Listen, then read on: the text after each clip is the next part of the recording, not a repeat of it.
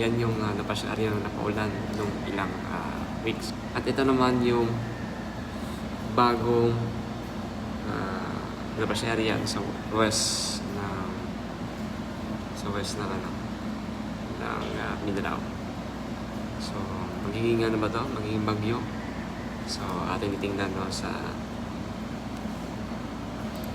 if dito sa tropical cyclone potential forecast na Pag-asa in the week 1 July 5 is ito posible ito posibleng maging bagyo, so mataas yung tsansa. So yun yung latest na